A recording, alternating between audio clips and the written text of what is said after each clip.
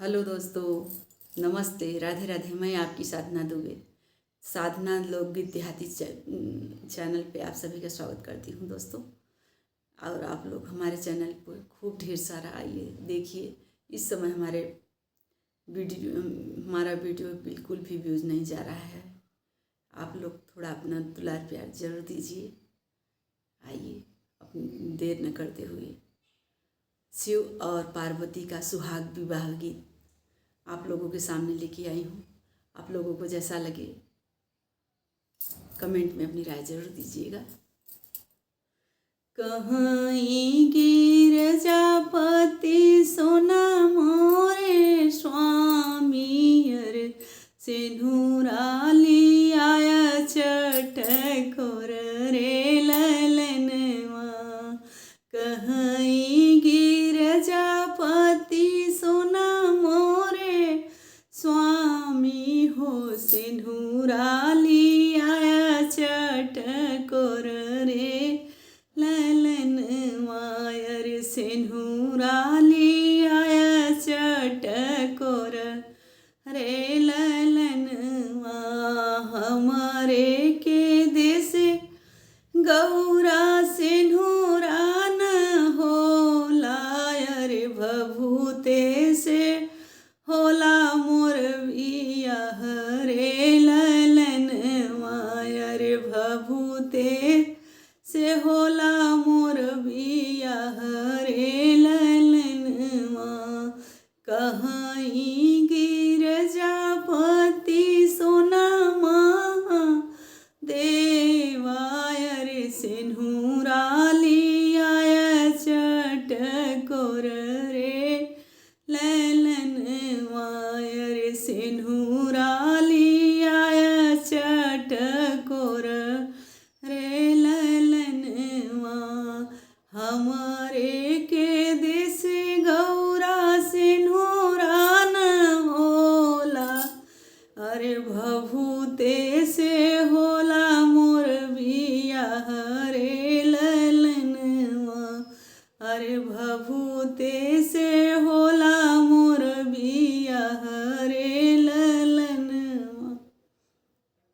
कहीं गिरजापति सोना महादेवा अरे सड़िया लिया चटकोर रे ललनवा अरे सड़िया लिया चटकोर रे ललनवा।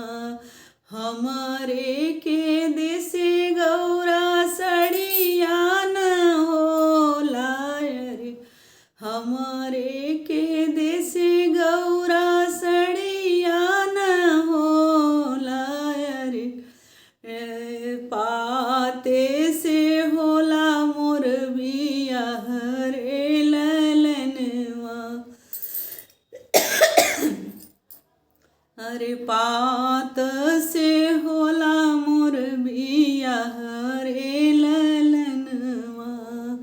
कहीं महादेव कहीं गिरजापति सोना महादेवा अरे सड़िया लिया चटकोर रे ललनवा।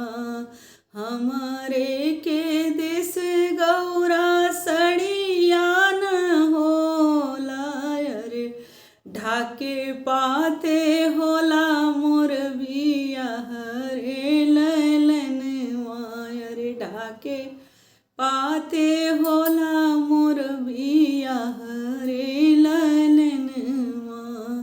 कहीं गिरजापति सोना महादेवा अरे कहीं गिरजापति सोना महादेवा अरे चुनरी लिया चटकोर रे ललनवा अरे चुनरी लिया चटकोर रे ललनवा।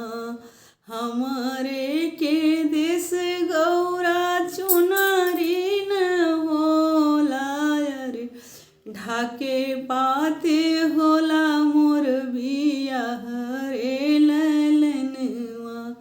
अरे ढाके पाते होला मोर बियाह रे ललनवा।